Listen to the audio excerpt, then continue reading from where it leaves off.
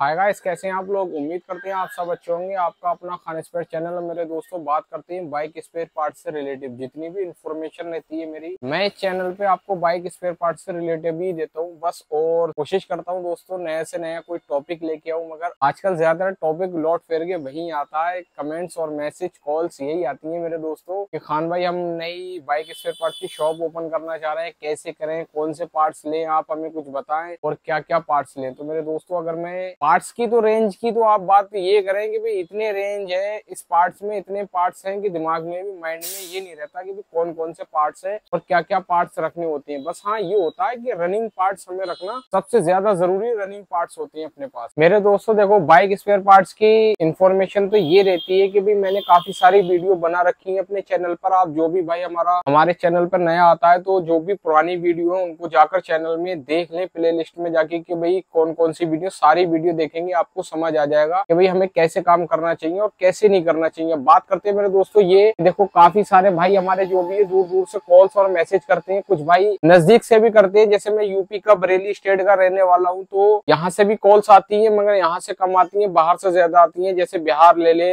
झारखंड ले ले और जने कहाँ से आती है, राजस्थान से भी वगैरह कॉल आती है और महाराष्ट्र से सबसे ज्यादा, महाराष्ट्र से बहुत कॉल्स आती है। वो यूं क्योंकि वहां पर जो ये बाइक स्पेयर पार्ट्स की मार्केट का जो सिस्टम, ये समझ ले जो भी है, वहां पर प्रॉफिट अच्छा खासा होता है। महाराष्ट्र में और दिल्ली के रेटों में काफी ज्यादा डिफरेंस है। अगर बात करें दिल्ली के रेट और यूपी के रेट में तो बहुत ज्यादा डिफरेंस कम है, क्योंकि वो यूं है उत्तराखंड में ज्यादातर फैक्ट्रियां बाइक स्पेयर पार्ट्स की है तो मैन्युफैक्चरिंग है, जिनकी मैन्युफैक्चरिंग हब है, रोलन हो गया, मिंडा हो गया और कई सारी कंपनियां वो दिल्ली भेजती है। तो यहाँ पर क्या होता है, नजदीकी है तो यहाँ पर रेटों में ज्यादा डिफरेंस नहीं रहता, इसलिए बंदा ज्यादातर आसपास अपने नजदीक से परचेज कर लेता है। ठीक है दोस्तों, बात करते हैं जैसे बिहार हो गया और झारखंड वगैरह हो गया और जैसे अपना हैदराबाद, तेलंगाना, ये काफी सारी जगह ऐसी इतनी इतनी दूर है, इनकी जो है मार्केट ये काफी अच्छी खासी मार्केट होती है। यहाँ पर फूड भी अच्छा मिलता है और अच्छे खासे रेटों में बिकता भी है। वहां पर ज्यादातर ये होता है लोकेशन के ऊपर डिपेंड होता है, जिसकी लोकेशन अच्छी है उसका भी अच्छा खासा चलता होता है। अब दोस्तों आपको क्या चाहिए,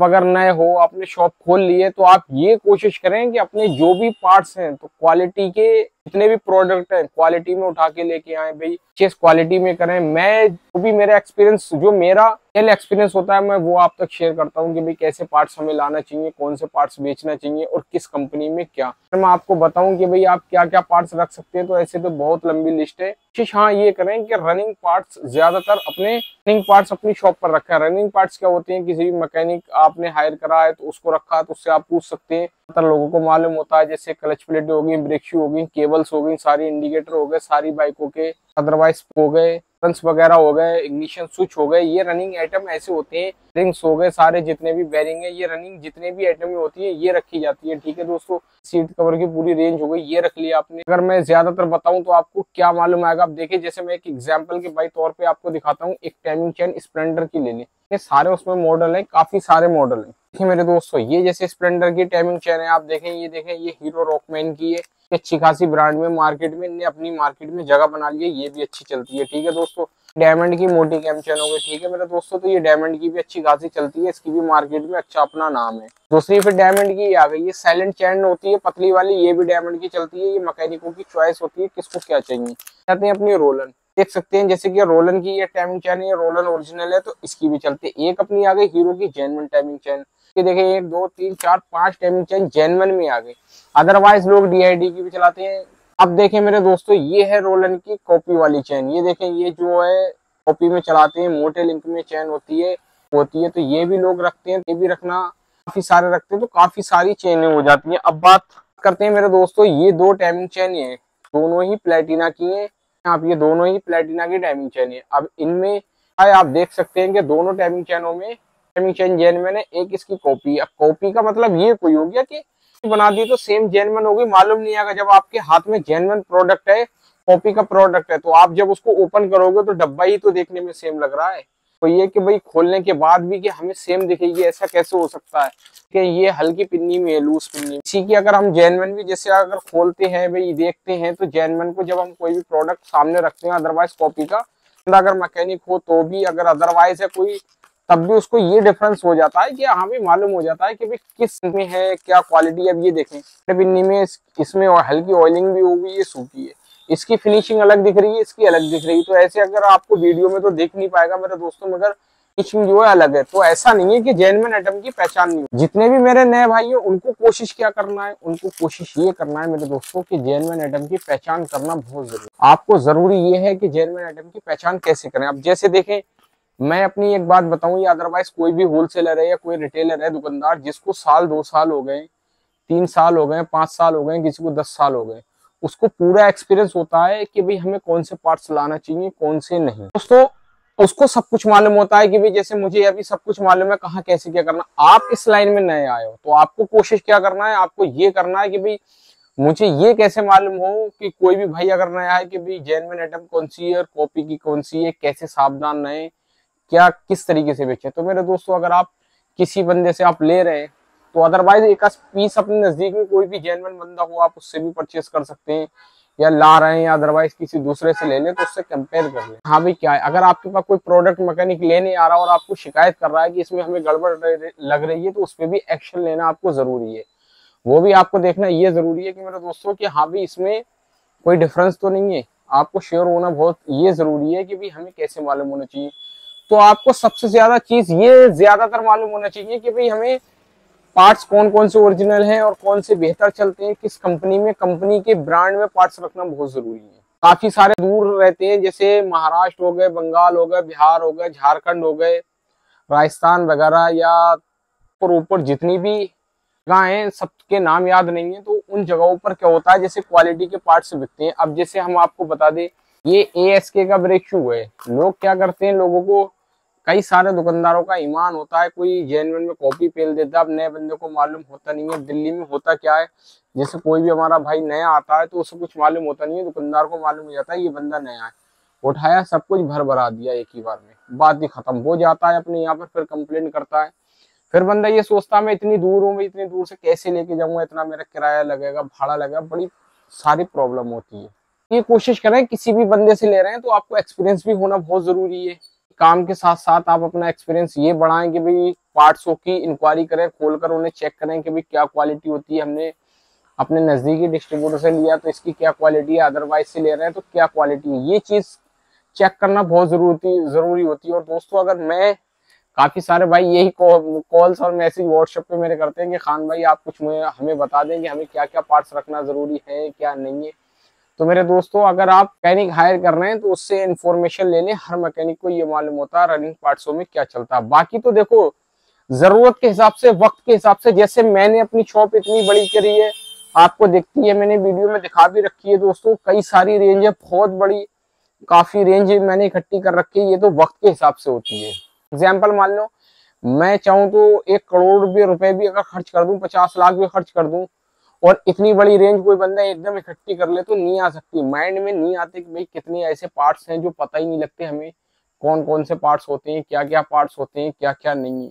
तो बड़ी बहुत सारी ऐसी प्रॉब्लम हो जाती है कि जो मालूम ही नहीं हो पाता। और वक्त के हिसाब से ऐसा होता है मेरे दोस्तों, अभी हमने माल परचेस करा, नेक्स्ट ईयर आने वाला है 2025 में नए मॉडल्स आ गए। तो दोस्तों इतनी सारी मॉडल्स नए नए, इतने सारे मॉडल नए नए आ जाते हैं कि भाई हमें फिर से नया स्टॉक भरना होता है। तो नए स्टॉक को तो भाई भरना होगा कि कई सारे मॉडल्स ऐसे नए नए कंपनियां बना देती है कि भाई किसी में ये पार्ट चेंज है, किसी में वो है। तो ये सारी चीजें वक्त के हिसाब से होती है मेरे दोस्तों। आजकल आपको और हमें जरूरत क्या है, सबसे ज्यादा जरूरी ये है कि भाई अपने पार्ट्स की मेंटेन ये रखना है कि भाई क्वालिटी को मेंटेन रखना होता है कि भाई कोशिश करें अच्छे से अच्छे क्वालिटी के पार्ट्स लेके आए। होता क्या है, लोग पता है क्या सोचते हैं, आजकल लोगों की सोच ये है कि जितना सस्ता माल लेके आओगे उतना बिकेगा। ऐसा भी कुछ नहीं है मेरे दोस्त। बहुत सारे मेरे मैकेनिक भाई ऐसे हैं जो क्वालिटी के पार्ट्स डालना पसंद करते हैं। वो यूं क्योंकि भाई उन्हें अपना जो भी व्यवहार है या नाम है या कस्टमर है कुछ भी खराब नहीं करने होते हैं। अब ऐसा है सस्ते से ज्यादा चीप क्वालिटी के आप पार्ट्स लेके आ रहे हो या मैं लेके आ रहा हूँ, सेल कर रहा हूँ, तो वो तो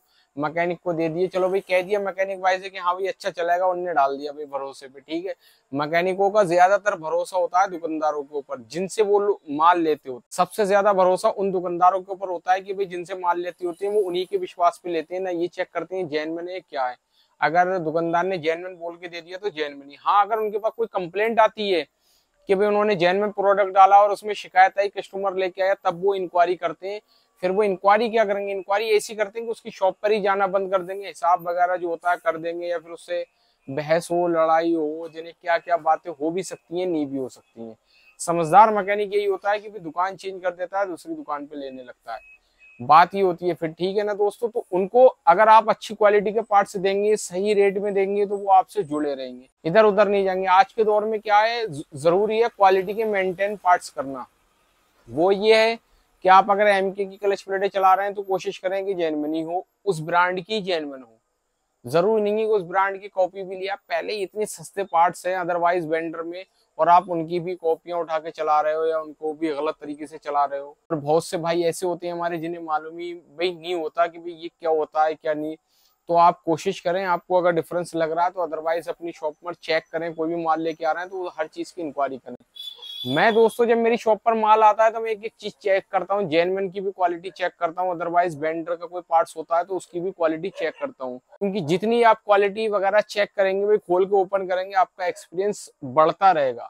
वो ये बढ़ेगा, आपको नॉलेज हो जाएगी कि हाँ भाई क्या क्वालिटी है क्या नहीं है। तो मेरे दोस्तों आजकल के दौर में अगर बात करें तो इतने मॉडल्स होते हैं, कुछ पूछो मत। अब देखें ये मोटरें हैं, मोटर आप देखेंगे स्प्लेंडर BS6 की है, फ्यूल पंप मोटर है, फ्यूल पंप भी आता, मोटर भी आती है, अदरवाइज डल जाती है मोटर।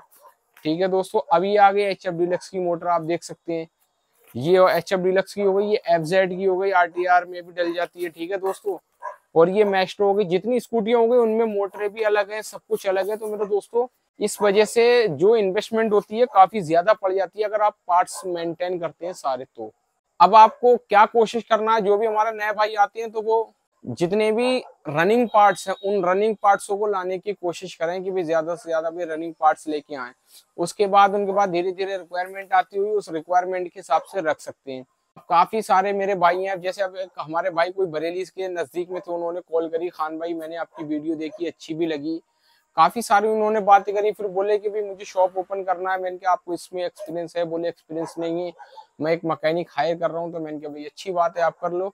और बोले शॉप में, मैंने कहा लोकेशन क्या है? तो बोले भाई लोकेशन ये, उसमें 2-3 बंदों ने पहले शॉप खोली, उन लोगों की चली नहीं, पता नहीं क्या कारण था जो बंद कर दी। मैं चाहता हूँ मैं भी खोलूं। तो मैंने उनसे ये बोला कि भाई 2-3 बंदों ने ऑलरेडी बंद कर चुकी है, भाई शॉप ना चली तो आप एक बार देख लें, ये भी एक रिस्क है कि भाई चल पाएगी या नहीं। आप अपना बजट देख लें कि आपकी इन्वेस्टमेंट कितनी है, क्या है, कैसे है, तभी आप शॉप ओपन करें। क्योंकि देखो इसमें सारी चीजें सोचना बहुत जरूरी होती है। कोई बिजनेस करते हो तो वो बैकग्राउंड भी सोचना जरूरी है क्या है। और कोशिश ये करें, अगर आपने कोई भी काम करा है, जरूरी नहीं है बाइक स्पेयर पार्ट से रिलेटिव है या अदर कोई भी काम है, तो उसमें कोशिश ये करें मेरे दोस्तों कि उसको सक्सेस ही करना है काम। ज्यादा से ज्यादा मन लगा के काम करें, ध्यान दें उसमें, कोशिश ये करें कि हमें सक्सेस करना है। ये ना सोचें कि भाई फ्लॉप हो जाएगा ये वो। क्योंकि मेरे साथ भी कुछ ऐसी हुआ था एक्सपीरियंस, शुरू में शुरुआत ऐसी थी कि मैं सोचता था बंद कर दूं ये वो, पैसे की बड़ी प्रॉब्लम आती थी, जाने क्या क्या था। मगर फिलहाल मैं लगा रहा, एक्सपीरियंस होता रहा मुझे भाई, उस हिसाब से मैंने करा। फिर यूट्यूब मैंने अपना चालू किया, इस यूट्यूब के जरिए मुझे बहुत सारी बड़ी सपोर्ट मिली, मेरी शॉप भी अच्छी खासी ग्रो हुई, मैंने काफी लोगों को माल भी भेजा इधर उधर, बड़ी बड़ी दूर भी, सारी तरीके से ये यूट्यूब की वजह से काफी सारा मुझे बेनिफिट मिला मेरे दोस्तों। तो अब मैं ज्यादातर सोचता हूँ जो भी एक्सपीरियंस है मैं अपना यूट्यूब पर ही शेयर करता हूँ। जितने मेरे सब्सक्राइबर हैं, यूट्यूब फैमिली काफी बड़ी हो चुकी है, तो मैं अपने जितने भी मेरे भाई सब्सक्राइबर हैं, मैकेनिक हैं या अदरवाइज कोई भी है, तो मैं उन तक जो भी इंफॉर्मेशन सही और राइट होती है वो शेयर करता हूँ। ठीक है दोस्तों, फिर मिलते हैं किसी ना किसी नए वीडियो पे नए टॉपिक के साथ, और मेरे दोस्तों दिखाते हैं कि क्या क्या कैसे कैसे होता है। ठीक है दोस्तों, स्पेयर पार्ट्स की जो भी इंफॉर्मेशन होती है मैं वो आप तक शेयर करता रहता हूँ। जो भी नई इंफॉर्मेशन होगी या कुछ अदरवाइज, तो सोचता हूँ फिर किसी आगे एक टॉपिक पे वीडियो बनाने की। मैं आपको थोड़ी थोड़ी वीडियो बना के ये बताता रहता हूँ कैसे क्या काम करना है दोस्तों। पूरी एक वीडियो में बताऊं तो बताना पॉसिबल नहीं है, वीडियो काफी लंबी हो जाती है। ठीक है दोस्तों, फिर मिलते हैं किसी ना किसी नए वीडियो में नए टॉपिक के साथ।